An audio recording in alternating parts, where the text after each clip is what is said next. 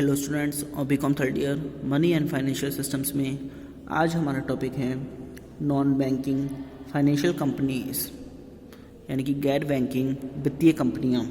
सुनिए इसके बारे में। पहले निजी क्षेत्र की कुछ गैर बैंकिंग कंपनियां भी जनता से जमा स्वीकार करती हैं तथा उन्हें ऋण सुविधाएं उपलब्ध कराती हैं। ये कंपनियां जमाकर्ताओं को चेक बुक निर्गत करने के लिए अधिकृत नहीं होती हैं। साथ ही ये वित्तीय कंपनियां वाणिज्यिक बैंकों की भांति साख का निर्माण नहीं करती हैं, क्योंकि उनके द्वारा किए गए ऋण निष्कासन के बाद पुनः जमा नहीं होते। अतः उनके द्वारा दिए जाने वाले ऋणों की मात्रा सीमित होती है।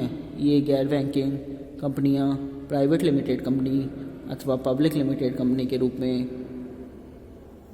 देश भर में फैली हैं। इनमें से कुछ बृहदाकार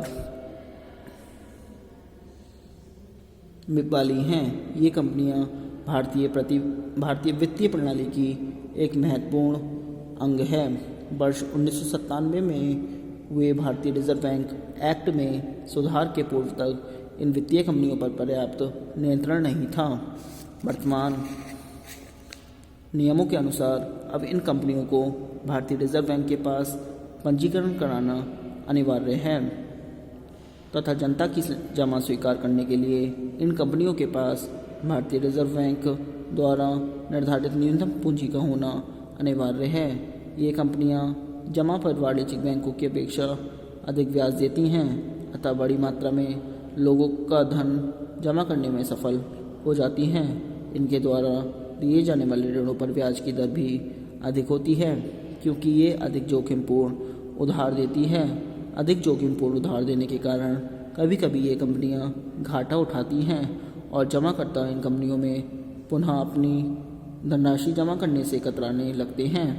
प्रायः ये कंपनियां जमाकर्ताओं के हित संवर्धन के लिए प्रयासरत रहती हैं और कभी कभी विदेशों में अपनी शाखाएं खोलती हैं तथा केंद्र एवं राज्य सरकारों की प्रतिभूतियों के क्रय में अपना धन लगाती हैं।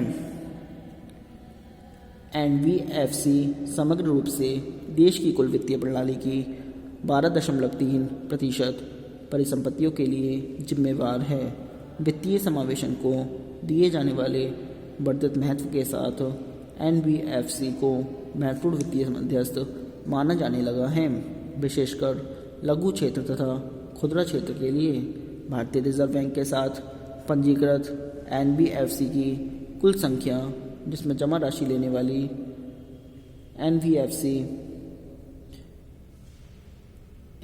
एनबीएफसीडी और जमा राशि लेने वाली एनबीएफसीएनडी शामिल है, जून 2011 के अंत में 12,409 थी। इस अवधि में एनबीएफसीडी की संख्या 297 थी। चिट फंड तथा निधि असंगठित वित्तीय प्रणाली के अंग हैं, जो विशेष रूप से दक्षिण भारत में अधिक प्रचलित हैं। चिट फंड एक तरह की बचत संस्थाएं हैं जो अपने सदस्यों को धन उपलब्ध कराती हैं। ये कंपनियां सदस्यों से आवर्ती अथवा नियतकालिक, सामान्यतः मासिक आधार पर धन जमा कराती हैं तथा लॉटरी पद्धति से अपने सदस्यों को धन वितरित करती है। प्रत्येक सदस्य एक राउंड में जमा किए जाने वाले धन से केवल एक ही बार भुगतान प्राप्त कर सकता है। चिट फंड में प्रतिवर्ष कितने धन का कारोबार होता है, इसका आकलन उपलब्ध नहीं है। इसके कार्यकलाप पर भारतीय रिजर्व बैंक का नियंत्रण न होने से लोगों को अपने धन का भारी नुकसान प्रत्येक वर्ष उठाना पड़ता है। इसी तरह निधि भी म्यूचुअल बेनिफिट फंड है, जो सदस्यों तक ही सीमित होता है। ये संस्थाएं सदस्यों से जमा स्वीकार करती हैं तथा उन्हें आवश्यकता पड़ने पर ऋण उपलब्ध कराती हैं। इन संस्थाओं की उधार दर जमा दर से अधिक होती है। दोनों दरों के बीच का अंतर संस्था का लाभ होता है। यह लाभ सदस्यों के बीच वितरित किया जाता है। ये निधि संस्थाएं पूर्णतः स्थानीय होती हैं तथा प्रायः मध्यम वर्गीय आय वाले व्यक्तियों द्वारा संचालित होती हैं। अब आता है indigenous bankers and money landers, इनकी देशी बैंकर्स एवं साहूकार अथवा महाजन। सुनिए इसमें, भारत में देशी बैंकिंग प्रणाली प्राचीन काल से प्रचलित है। यहाँ अभी भी भारी संख्या में असंगठित देशी बैंकर्स विद्यमान हैं जो जमा स्वीकार करने तथा उधार देने का कार्य करते हैं। देशी बैंकर्स को यहाँ सर्राफ, सेठ, महाजन, साहूकार, चेट्टी आदि नामों से जाना जाता है। ये बैंकर्स व्यक्तिगत रूप से अथवा संयुक्त रूप से मिलकर कार्य करते हैं। इन बैंकर्स पर भारतीय रिजर्व बैंक का नियंत्रण नहीं है। डॉक्टर LC जैन के अनुसार साहूकार अथवा महाजन वह व्यक्ति है जो समय समय पर अपने ग्राहक को ऋण देता रहता है, और देशी बैंकर वह व्यक्ति अथवा संस्था है जो अपने ग्राहकों को ऋण देने के अतिरिक्त निक्षेप स्वीकार करने तथा हुंडियों के लेन देन का कार्य भी करती है। महाजन प्रायः बिना जमानत के ऋण देता है, जबकि देशी बैंकर अधिकतर जमानत पर ऋण देता है। देशी बैंकर देश के पश्चिमी तथा दक्षिणी भाग में अधिक प्रचलित है। कुछ सर्राफों के व्यापार का आकार तो कुछ अनुसूचित बैंकों से भी बड़ा है। गुजराती सर्राफ देशी बैंकरों में प्रमुख है।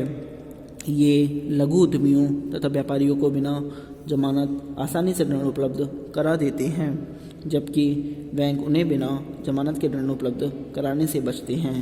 भारत में देशी बैंकर्स 3 प्रकार के होते हैं। फर्स्ट, वे जिनका मुख्य कार्य बैंकिंग है। सेकंड, वे जो अपने बैंकिंग कार्य के साथ व्यापार एवं कमीशन का कार्य भी करते हैं। थर्ड, वे मुख्यतः व्यापारी और कमीशन एजेंट हैं, परंतु थोड़ा बहुत बैंकिंग का कार्य भी करते हैं। यहाँ देशी बैंकरों में से अधिकांश द्वितीय श्रेणी के हैं। ये देशी बैंकर रुपये उधार देते हैं और हुंडियों या आंतरिक विनिमय पत्रों द्वारा भारत के आंतरिक व्यापार का वित्त प्रबंध करते हैं। देशी बैंकर्स का संगठन सामान्यतः एक पारिवारिक फर्म के रूप में होता है। वे अपनी कार्यकारी पूंजी लगाते हैं तथा सभी प्रकार की प्रतिभूतियों अर्थात स्वर्ण, जवाहरात, भूमि, प्रतिज्ञा पत्रों, हुंडियों आदि के विरुद्ध उधार देते हैं। वे उधारकर्ताओं की व्यक्तिगत प्रतिभूति के आधार पर भी उधार देते हैं। वे हुंडियों का क्रय विक्रय एवं बट्टा भी करते हैं। इन देशी बैंकर्स द्वारा दिए गए उधार की ब्याज दरें बहुत ऊंची होती हैं। ये दरें वाणिज्यिक बैंकों की दरों से 50 से 110% तक अधिक होती हैं। साथ ही बहुत सी स्थितियों में ये रसीद भी नहीं देते हैं। देशी बैंकर अपने बैंक कार्य के साथ साथ व्यापार एवं कमीशन का कार्य भी करते हैं और परिणामतः उन्हें अपने बैंक व्यापार में जोखिम सहन करना पड़ता है। रिजर्व बैंक के अनुसार वर्तमान में भारत के आंतरिक व्यापार के 50% के लिए देशी बैंकर्स द्वारा वित्त उपलब्ध कराया जाता है। बैंक आयोग 1972 के अनुसार देशीय बैंकर भारतीय अर्थव्यवस्था में महत्वपूर्ण कार्यभाग अदा करते हैं, क्योंकि वे अर्थव्यवस्था के उन क्षेत्रों, छोटे पैमाने की व्यावसायिक इकाइयों एवं फुटकर व्यापार को उधार उपलब्ध कराते हैं जो कि उत्पादक हैं, परंतु जिन्हें वाणिज्यिक बैंक संबंधित लागत अथवा जोखिम की दृष्टि से सहायता नहीं देते। देशी बैंकर्स की कार्यप्रणाली लोचशील होती है। साथ ही देशी बैंकर्स के कुछ महत्वपूर्ण वर्ग मुल्तानी सर्राफ वाणिज्य बैंकों को एक लाभदायक मुद्रा बाजार का उपकरण अर्थात हुंडियाँ उपलब्ध कराते हैं, जिनकी तरलता की मात्रा, डिग्री ऑफ लिक्विडिटी तथा जिनसे आय प्राप्ति काफ़ी अधिक होती है, परंतु देशी बैंकर्स द्वारा बहुत अधिक ब्याज दर वसूली जाती है। अतः आयोग का कहना है कि देशी बैंक व्यवस्था का विनियमन होना चाहिए।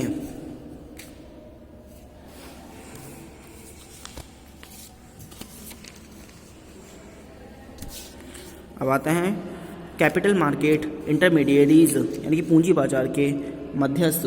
इसमें सुनिए, मुद्रा बाजार के अंतर्गत अल्पकालीन ऋण अथवा पूंजी का लेन देन सम्मिलित किया जाता है, जबकि पूंजी बाजार में अंशों, ऋण पत्रों तथा अन्य दीर्घकालीन प्रतिभूतियों का क्रय विक्रय होता है। इस तरह पूंजी बाजार में पूंजी विनियोग अथवा लंबी अवधि के लेन देन की प्रक्रियाएं सम्मिलित की जाती हैं। पूंजी बाजार में भी बहुत से वित्तीय मध्यस्थ कार्यरत होते हैं, जिनमें से कुछ प्रमुख निम्नवत हैं। फर्स्ट है मर्चेंट बैंकर। सुनिए इसमें, मर्चेंट बैंकर्स औद्योगिक एवं वाणिज्यिक संस्थानों को कुछ विशिष्ट सेवाएं उपलब्ध कराते हैं।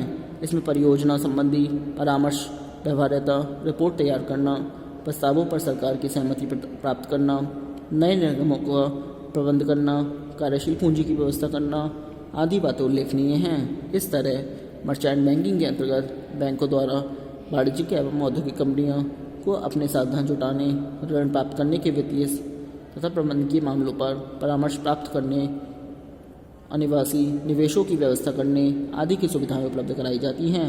मर्चेंट बैंकिंग का कार्य प्रायः वाणिज्यिक बैंकों एवं दीर्घकालीन वित्तीय संस्थानों द्वारा संपादित किए जाते हैं, परंतु कुछ संस्थाएं केवल मर्चेंट बैंकिंग का ही कार्य करती हैं।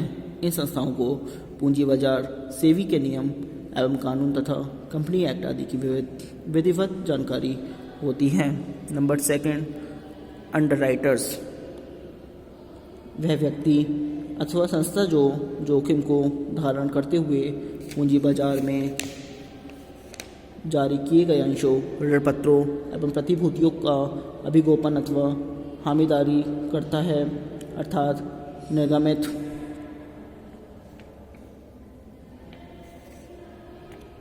प्रतिभूतियों के संबंध में गारंटी देता है, अंडरराइटर अथवा हामीदार कहलाता है। फिर आता है number third, stock exchange. Stock exchange अंशों की खरीद एवं बिक्री के लिए सर्वाधिक महत्वपूर्ण वित्तीय मध्यस्थ का कार्य करते हैं तथा यह भारतीय प्रतिभूति एवं विनिमय बोर्ड द्वारा नियमित एवं निर्देशित होते हैं। अब आता है नंबर 4, स्टॉक ब्रोकर्स एंड सब ब्रोकर्स।